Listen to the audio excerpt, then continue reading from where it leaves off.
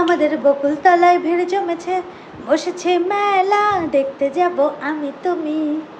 এ দেশে মেলা নাই, এ হলো রথের মেলা। তাই রেডি হয়ে তাড়াতাড়ি বেরিয়ে গেলাম। আর বেরিয়ে দেখি রথ চলে এসছে। তো রথের দড়ি ধরবো না, এ তো হয় না। দেখতে দেখতে প্রচুর ভিড় হয়ে গেল। আর জগন্নাথ দেবকে নিয়ে সবাই চলে গেল, আমরা চলে এলাম মেলাতে। আর দেখো এখানে এত সুন্দর সুন্দর বেলুন আর চরকা। আর তার মধ্যে আমি আমার স্টুডেন্টকে নিয়ে চলে এলাম মেলার সামনে।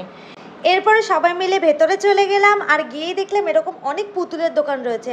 আর অত্রি বললো আইসক্রিম খাবে, তাই অত্রি আইসক্রিম নিল, কিন্তু ওর মুখে দেওয়ার সঙ্গে সঙ্গে রিয়াকশান দেখো, ওর অবস্থা যা হলো। তারপর রথের মেলা মানে পাঁপড় ভাজা খাবো না তা তো হয় না, তাই আমি চলে গেলাম পাঁপড় ভাজা খেতে।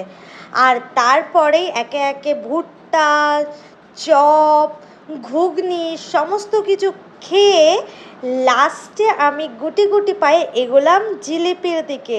কারণ গরম গরম জিলিপি ভাজছিল এখানে, দেখে লোভ হলো, তাই জিলিপি ভেজে গরম গরম জিলিপি নিয়েই নিলাম।